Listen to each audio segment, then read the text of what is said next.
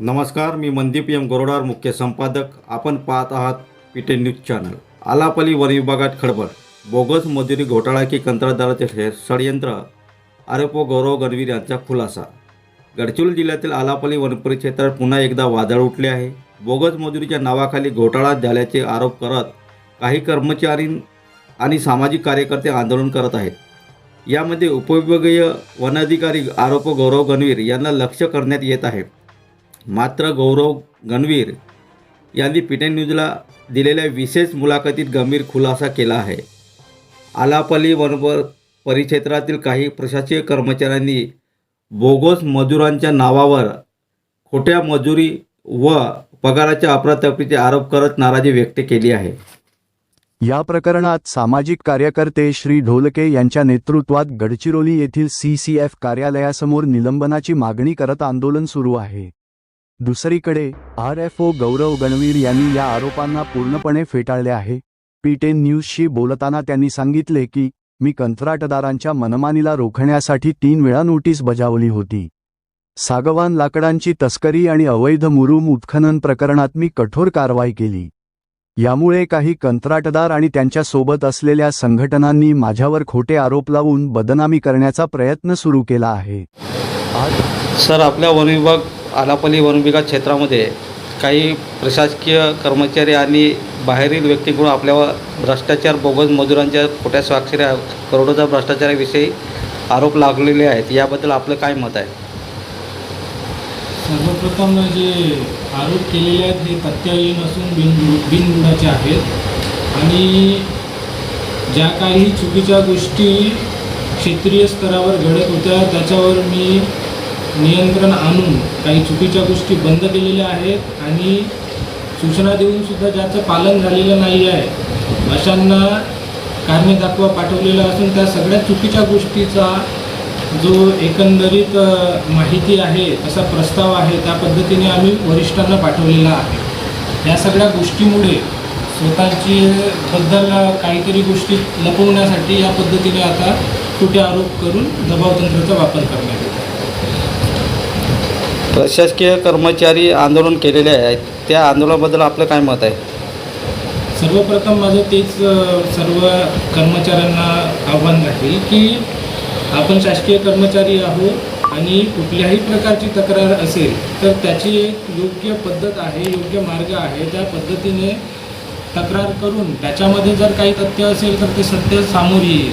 परंतु अशा प्रकारे कुठल्याही गोष्टी करून वन विभागाची तसेच आपले कर्तव्य व जबाबदाऱ्या याच्याकडे दुर्लक्ष करणं हे नियमाला धरून नाही आणि अशा गोष्टीला पुढे थारा दिला जाणार नाही. आम्ही त्यांना ही गोष्ट सांगितलेली आहे आणि हे जे आंदोलन आहे चुकीच्या पद्धतीचं आहे. वरिष्ठ लेवलवर आपण याबद्दल काही म्हणजे अहवाल पाठवलेला आहे का? त्या वरिष्ठ अधिकाऱ्यांचं काय मत आहे?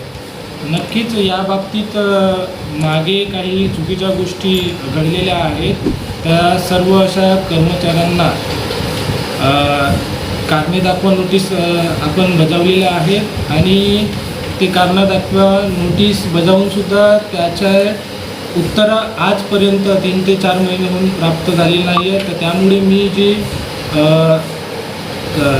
त्याबद्दलची जी माहिती आहे वरिष्ठांना कळवलेली आहे आणि वरिष्ठांद्वारे सुद्धा त्याबद्दल पुढील कारवाई करण्यात येतात. गडचिरोलीमध्ये जो आपल्या वन विभाग आलापल्ली क्षेत्रामध्ये भ्रष्टाचाराविषयी आंदोलन सुरू आहे, त्याबद्दल आपलं काय मत आहे?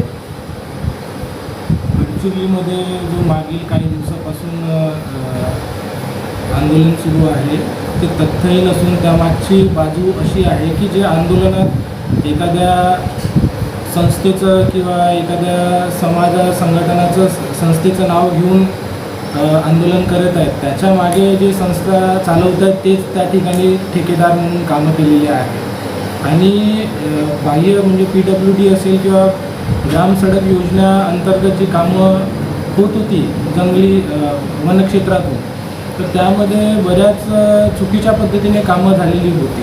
त्यामध्ये उत्खनन आणि ह्या सगळे गोष्टीविषयक आपण कारवाई केल्यामुळे आणि त्या ठिकाणी एक वनगुन्हा नोंद केल्यामुळे ट्रॅक्टर जप्ती केल्यामुळे याचा राग वाढवून कुठेतरी वेगळ्या पद्धतीने हे प्रकरण समोर करून चुकीचे भ्रष्टाचाराचे आरोप करायचे आणि अधिकाऱ्यांवर दबाव आणायचा, जेणेकरून अशा कुठल्याही कारवाया पुढे करता आल्या पाहिजे नाही.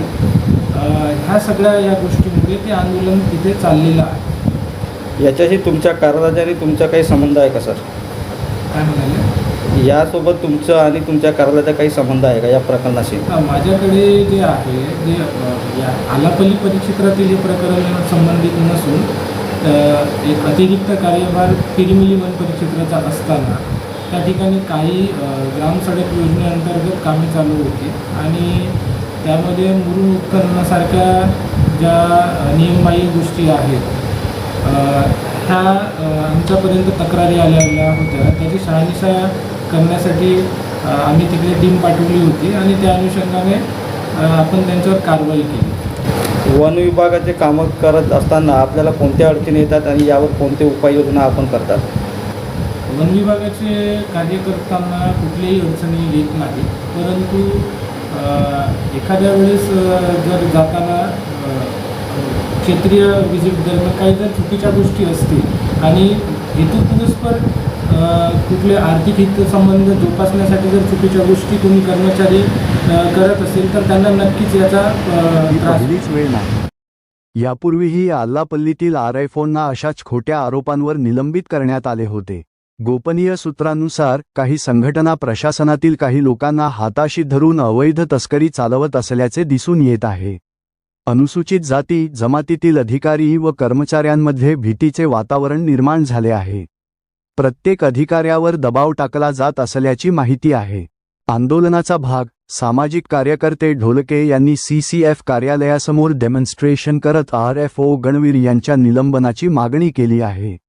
कर्मचाऱ्यांच्या नाराजीला त्यांचा पाठिंबा असल्याचे त्यांनी सांगितले.